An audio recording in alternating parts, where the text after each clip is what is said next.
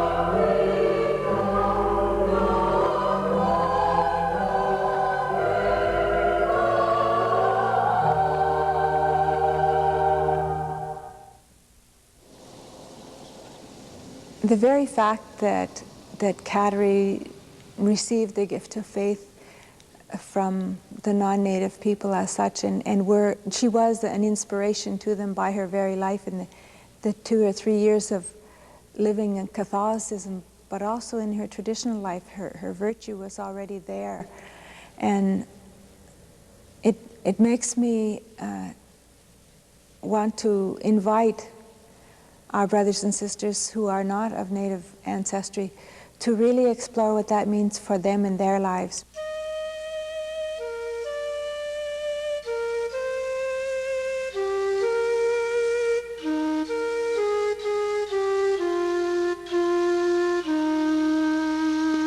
I believe that we're called to understand God in the environment where we are.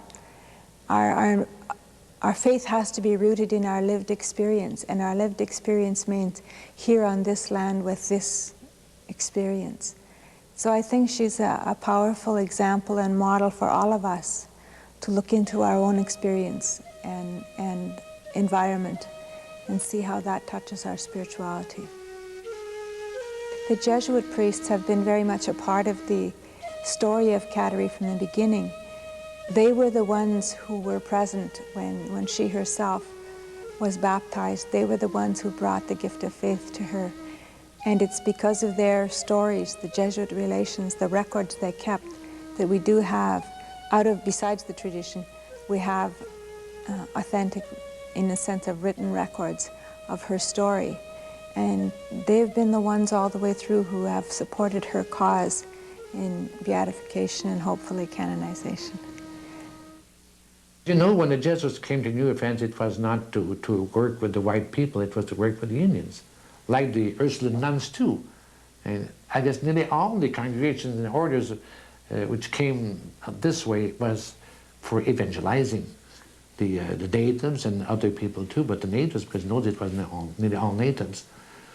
So these letters made Catherine better known in France too, and in Europe, because Charlevoix and Chaulnac and Chautier even wrote special letters on Kateri, telling her about her virtues and what a fine girl she was, what a saint she was. So the people over there got to know her through all these letters, and especially to the relations of the Jesuits. They knew then in what kind of a world she was living. And this is what is truest to reality, because the missionaries lived with the Indians. They tried to live like the Indians also. They were working with the Indians.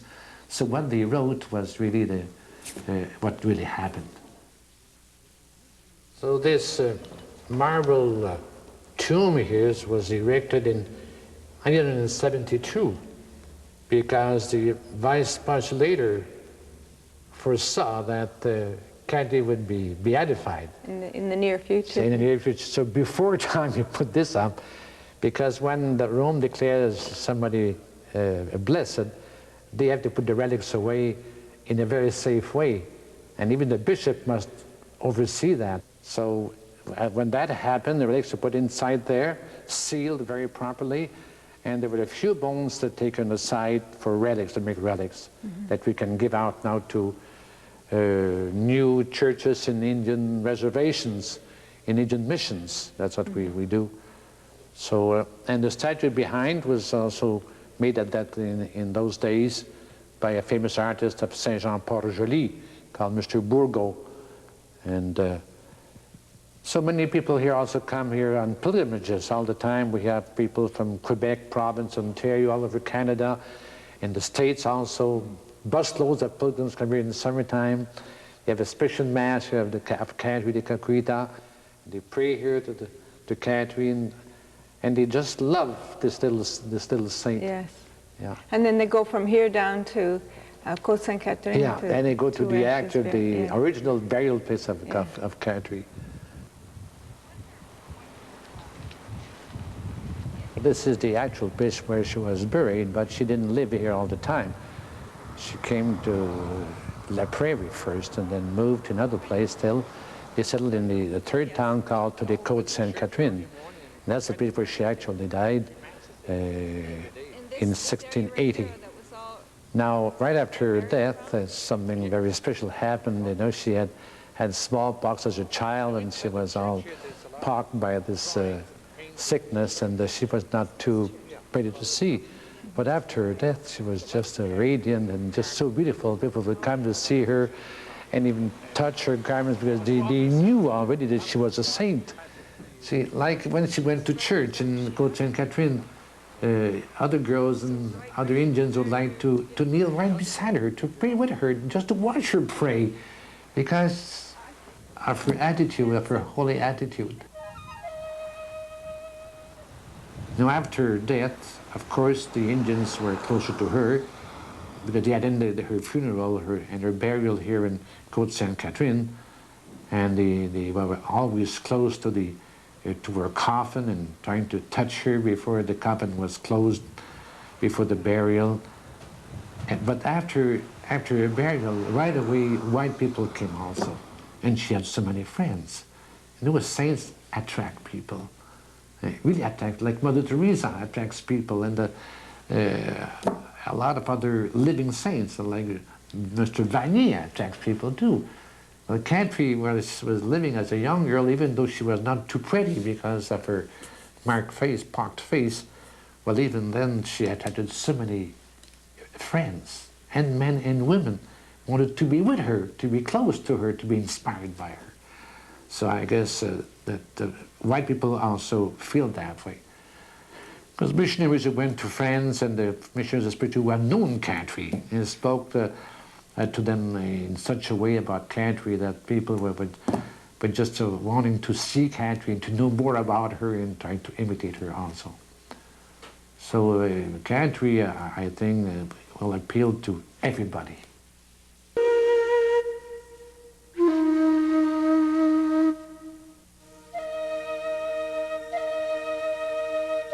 I'm really very grateful for the opportunity to have come back to visit and walk around on the land that Kateri herself walked on. Being at the church brings me back to her own spirit in her desire and her effort to pray and sacrifice for her people. But especially walking around at the place of her burial ground, her original burial ground, connects me very much to my own background, because this very water is the same water that I can get on at my home and come right here to the place where she was. And In my life, the water has been very important as the way that our faith was brought to us, because I would stand at the shore of the lake and remind myself of all the explorers who traveled through that land and the missionaries who came to that village, who were the first to bring us our faith as Catholic Native people in that area. Blessed Kateri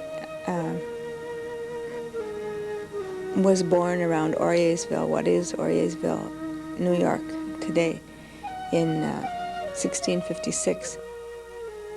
Her mother was a Algonquin from what's around Quebec today, that area of land, and her father was a Mohawk. But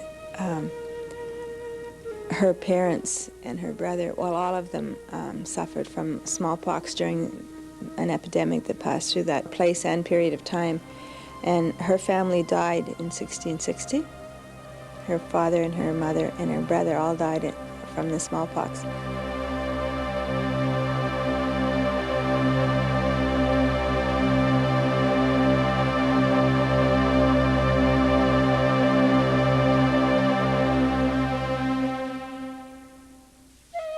Her mother already had been baptized and Catholic.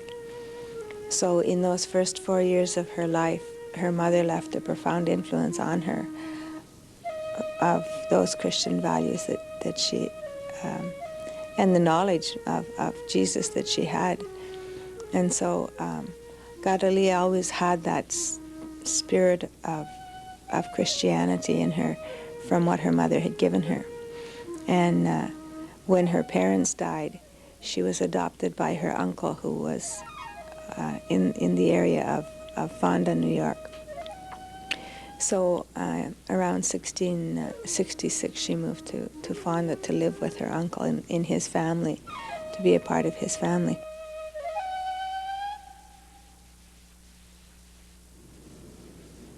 There was a period of time when Kateri heard nothing of her Christian knowledge that she had received from her mother. And then also on her uncle's side, he felt very strongly about following the traditional way that was given to them by the Creator. And the missionaries passed through that area around 1667 or 68 in that time.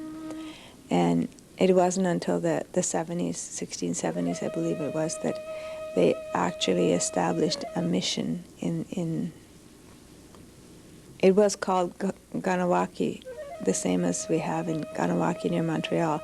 It had the same name, but it was near Fonda, New York. And Kateri, when she first met the priests, again, sort of was renewed in what her mother had given to her in her knowledge of the Catholic faith. And so it was very soon after the priests had come, I think it was around 1675, that she asked if she could receive baptism. And her uncle was against that. When she was baptized, she did her preparation quietly or without saying too much to her uncle. And then had this great desire to not only to look forward to receiving her first communion, but also to make a vow of virginity, to live her life completely for Jesus. That really upset her uncle, because he was a traditional person and her role was to be a mother to children in the Mohawk community. In what is today the northern New York state, Indians were not very few Catholics among the Indians, so she didn't get much help, and she had to be real strong in her faith to withstand all kinds of criticisms and even, I would say, beatings from her own uncle, who said he shouldn't believe in these superstitions of the white people, of the black robes, and he forbade her to to talk to the black folks in the forest around in that area. But de Lambertville, who was the first one she met, I guess, would sometimes try to take her in his tent, hiding lay, but she was always scared of the other people. She was scared of getting beaten again. With all those negative things that were coming to her from her own people who believed she should follow the traditional way and marry and live as her people had always lived, Kateri was advised by some of the Christians from the Canadian area, the Catholic people from the Canadian area of Kanawaki. They invited her to move to their community and live there with them. And I think that probably the missionaries had something to do with that as well. So she had to flee in the middle of the night in order to, one of her cousins, I believe, assisted her to flee in the middle of the night, to move to Kanawaki and outside of Montreal. And she lived there for a couple of years with a Catholic faith community. And it was there that she actually received her first communion and that she made her vow.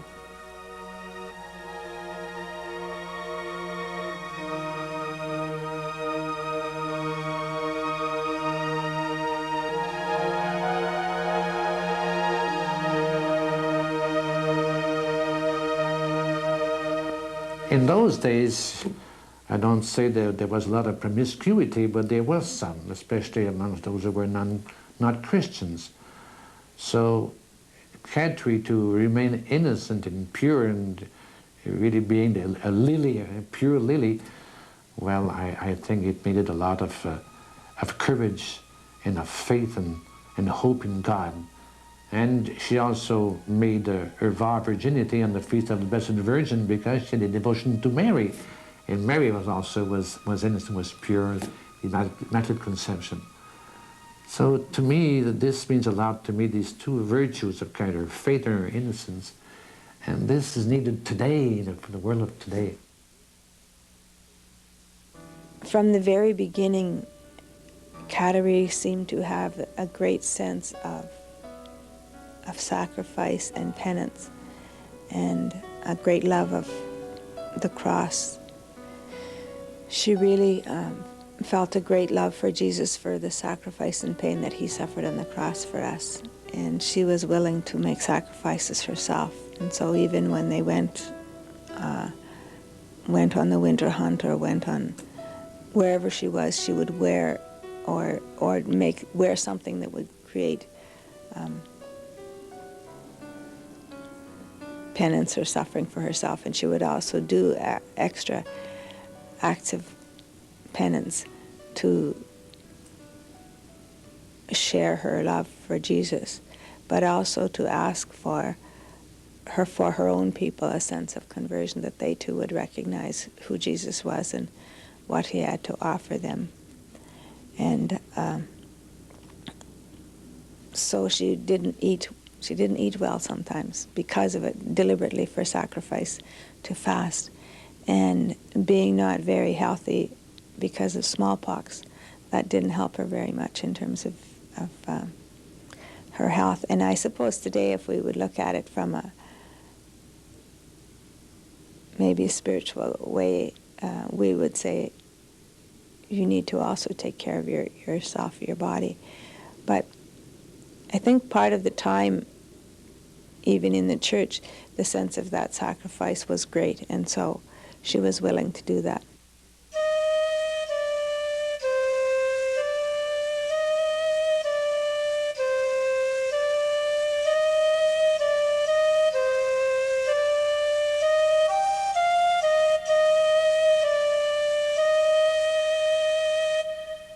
Mothers or fathers write to me and says that my kids are losing the faith, and please obtain from Kateri the faith for my own children. So they right away they see that she had a great faith. In those days it was, I must say, rare to have a faith like that. Though girls who lived with her in Côte Sainte Catherine, and the men also going to Mass every day and reciting the Rosary. Well, they were very fervent people. They were good Catholics. So much so that missionaries like Father Lachaussetière said, he says, they're not inferior to our best Catholics in France. Right? That was saying something. So people today feel that she was a great believer of Christ, and also Kateri loved the cross very, very much. So people today have a hard time to carry their crosses. And there's a lot of crosses today, like poverty and the bad morals, and that's to go against that all the time. It's very, very difficult. So Kateri also is inspiring people to keep the faith, even though there are loose morals today, and sometimes there's even no morality in some cases. So Kateri is inspiring a lot of people today to be innocent and to be strong facing adversity.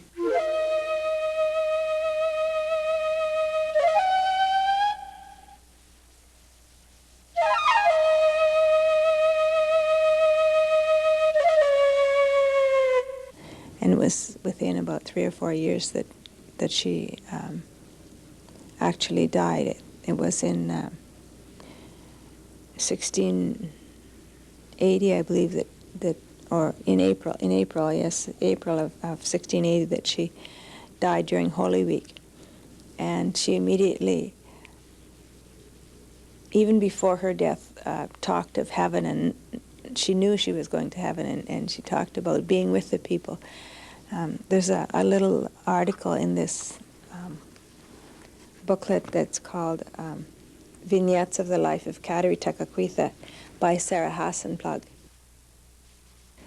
On her deathbed, Kateri Tekakwitha said to her friends, "I will love you in heaven. I will pray for you, and I will help you."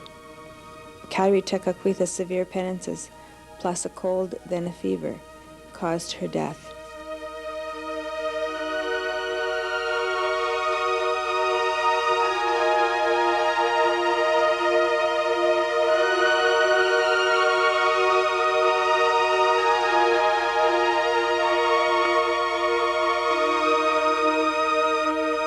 I think it was within a week of her death that she appeared to her cousin or her friend Marie, and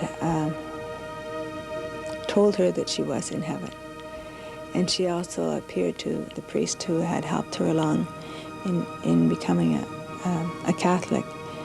And there's a painting in Kanawaki near Montreal, in the church there, painted of her within a few weeks of her death, after she appeared to him.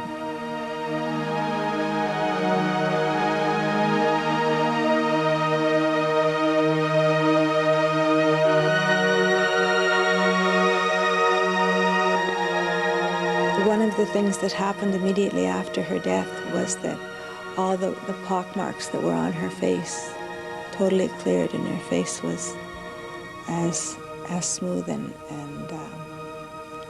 fresh as a baby's face, a baby's skin again. And immediately the people themselves acknowledged that as a miracle, a sign that she was in heaven with God.